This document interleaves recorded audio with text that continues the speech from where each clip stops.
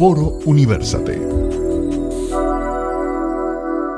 Explorando los vínculos entre género, etnicidad y antropología, emerge una propuesta metodológica pionera, el enfoque feminista. En un campo donde las narrativas han sido moldeadas por perspectivas dominantes, esta desafía las estructuras arraigadas, develando las intersecciones de género y etnicidad en la comprensión de la cultura y la sociedad. Este análisis crítico no solo cuestiona las suposiciones convencionales, sino que también busca revelar las voces silenciadas y las experiencias marginadas, abriendo nuevos caminos hacia una antropología más inclusiva y reflexiva. Para profundizar sobre esta temática tenemos en la línea telefónica a la profesora Sandra Angeleri. Ella es antropóloga, doctora en estudios étnicos y profesora de la Escuela de Antropología de la UCB. Bienvenida a Universate, profesora Angeleri. Un placer tenerla con nosotros. Buenos días y muchas gracias por la invitación. Antes que nada, quiero aclarar que yo soy profesora jubilada, que ahora en este momento me encuentro en Estados Unidos y trabajo en otras universidades, ¿sí? Quisiéramos comenzar preguntándole qué aspectos caracterizan el enfoque feminista en la antropología y cómo difiere de las perspectivas tradicionales. Fíjate, es una pregunta muy importante en el sentido de que la antropología tradicional tiene un sujeto que conoce, que es un sujeto masculino, hombre, propietario y letrado. Eso viene desde una perspectiva de la antropología que surge como ciencia, hoy diríamos pseudociencia, en el siglo XIX, y que tenía una matriz colonizadora. En esa matriz colonizadora, la perspectiva era transformar a aquellos sujetos que no eran modernos occidentales en objeto de estudios, y se estudiaba a las formas de vida que no eran las modernas, y por otro lado, la sociología estudiaba a las formas de vida modernas. Entonces, ya de por sí la relación científica es una relación que transforma a aquellos que son estudiados en objetos. La antropología tradicional tenía una perspectiva, como dije ya, colonizadora, y era más bien como proveer información para hacer diagnósticos, para establecer con palabras contemporáneas lo que serían políticas de ese momento para poder conocer. El estudio de la población japonesa por parte de antropólogos estadounidenses muy prominentes, muy reconocidos, con financiamiento no privado, sino del gobierno de los Estados Unidos, con aras de conocer esa cultura en un proyecto que tenía que ver con el futuro lanzamiento de la bomba atómica. Entonces, cómo iba a reaccionar esa población y en el caso de esa destrucción total. Y una de las consecuencias fue de los resultados, la necesidad de mantener a la estructura imperante, que era el imperio japonés. Ahora, quise dar un ejemplo cercano, para no hablar de los ejemplos que conocemos de siempre, que son la construcción de lo racial y de la etnicidad en el momento del proceso de la conquista, y lo racial, que no es lo mismo que la etnicidad. Entonces, lo racial aparece en un momento en la historia de la modernidad cuando se da la llegada a América de los europeos, y para justificar la tierra de nadie y para justificar la deshumanización de la población de aquí, la necesidad de disciplinarlos, todo un conocimiento que hay sobre el papel de la encomienda, los pueblos separados, hay un momento de separación, ¿no? Entonces, la antropología tiene esa historia, pero eso no quiere decir que la antropología no haya cambiado. Y hoy tiene una propuesta muy diferente, y tiene una propuesta que se acerca mucho a la de algunos feminismos, no de todos los feminismos, en el sentido de que sea la misma población que antes era objeto de estudio, que sea sujeto de su propio estudio y se estudie a sí mismo. Profesora, vamos a hablar del caso Venezuela, vamos a venirnos a lo local. ¿Cuáles son las perspectivas feministas emergentes dentro de los estudios antropológicos acá en Venezuela y cómo están contribuyendo a la comprensión de las intersecciones entre género y etnicidad en el país? Fíjate, la antropología, en este momento lo que yo te puedo hablar son de las muchachas y los muchachos que están haciendo los estudios con los cuales yo trabajo en el área de asesora de tesis o de tutora, ¿no? De todas maneras, la antropología tiene muchísimas herramientas para eso, en el sentido de ver que el país de Venezuela es un estado que se definió y se refundó como multicultural y multiétnico, ¿no?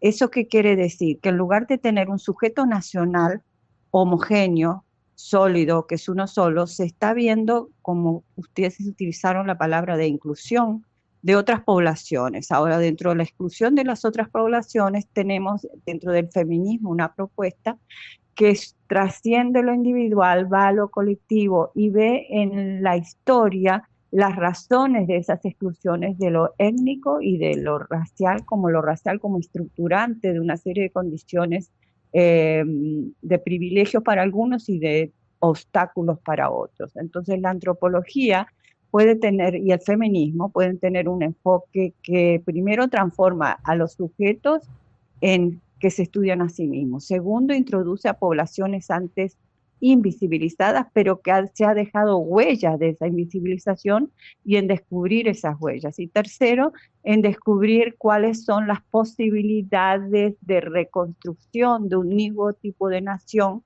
donde lo multicultural esté presente, pero lo multicultural no en un sentido, digamos, donde cada cual ocupe su lugar, y eso es lo multicultural en las sociedades globalizadas, ¿no? Entonces tú tienes este nicho de trabajo, el otro tiene el otro, tú vives aquí, tú vas a esta determinada escuela, sino un desentrañar y descubrir qué es lo que pasó históricamente y qué es lo que pasa ahora para que hayan diferencias sociales, económicas, de clase, a partir de estructuras que son construcciones sociales como es la raza, lo racial o la etnicidad. La etnicidad va a ser más fuerza en el enfoque, digamos, de tú que perteneces a una determinada cultura, y lo racial es en una identidad adscriptiva que ya se incluyó a partir de la petición de la población afro-venezolana o negra, porque tenemos diferentes propuestas dentro de la misma población.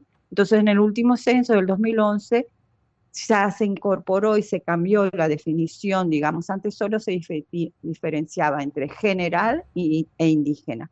Ahora hay una diferenciación a partir de la que las propias mesas de trabajo, la Institución Nacional de Estadística trabajaban en eso, para que la población se identifique también si siente que pertenece étnicamente a lo que es una tradición afro, porque vive todavía quizás en un medio rural donde se mantengan esas costumbres, o ha sido racializada porque es una identidad que es una construcción racial, pero entonces cuando digo construcción racial se piensa, bueno, entonces no es importante, no es biológica. En el siglo XIX sí se identificaba como biológica, o ya no. O se asume desde las Naciones Unidas que no es así. Entonces, Profesora, entendiendo que este enfoque feminista supone un cambio en las perspectivas convencionales en la antropología, ¿cómo se han revelado esas voces silenciadas o experiencias marginadas en la investigación antropológica? Hay como dos propuestas. Uno por lo que puede ser mi caso, que yo no me identifico ni como indígena ni como afrodescendiente, sino que me identifico acompañando, investigando, conociendo, tratando de desentrañar las razones de esas diferencias. ¿Por qué? Porque en Venezuela se da una condición muy particular propia del resto de América Latina, de que el mestizaje y el mestizo es el sujeto nacional. Si el mestizo es y además masculino estoy diciendo, si el mestizo es el sujeto nacional, ¿eso qué quiere decir? Que las otras poblaciones son como incorporadas, incluidas. Entonces, una de las preguntas importantes, ¿cuál es? ¿La inclusión implica la necesidad de cambiar aquello a lo que me voy a incluir o se acepta? Entonces, una postura es estudiar, conocer, acompañar a aquellas poblaciones, que puede ser la población indígena o la población afrodescendiente, en sus propios procesos de desentrañar las razones de sus desventajas, de sus propuestas de que no tienen las mismas oportunidades que las otras personas, y al mismo tiempo luchan desde adentro de sus diferencias, digamos, étnicas, que quiere decir culturales, por una ciudadanía donde todos sean iguales, pero iguales en el sentido de oportunidades, pero diferentes en el sentido de cuáles son sus ambiciones, su querer ser.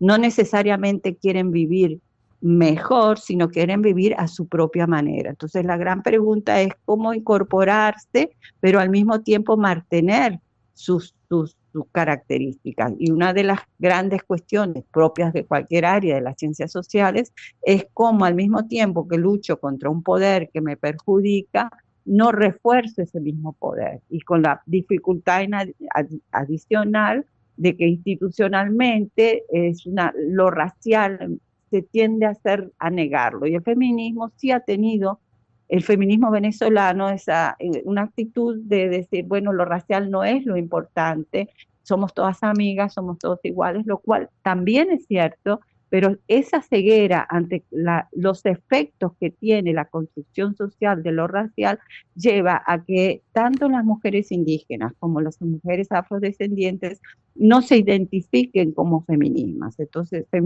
Entonces, una de las preguntas es, ¿cómo se identifican? ¿Qué se identifican, por ejemplo, más con la diáspora? Y aparece entonces una condición continental y global de lo racial. Estamos acostumbrados, por la pregunta que ustedes me hacen, a ver lo racial en Venezuela, pero lo racial es una construcción de una identidad jerárquica a nivel de lo que es el mundo de la modernidad versus el mundo de la no modernidad, que tiene que ver con la globalización. Profesora, nos hemos quedado sin tiempo y creo que este tema es lo que percibimos y lo que probablemente percibirá nuestra audiencia, ha quedado inconcluso, pero la falta de tiempo nos ha dominado y queremos conversar con usted en una próxima oportunidad para cerrar este tema que sin duda es fascinante. Muchísimas gracias por haber estado con nosotros en Universate. Bueno, muchas gracias a ustedes. Hasta pronto. Escuchábamos a la profesora Sandra Angeleri, antropóloga, doctora en estudios étnicos y profesora jubilada de la Escuela de Antropología de la UCB.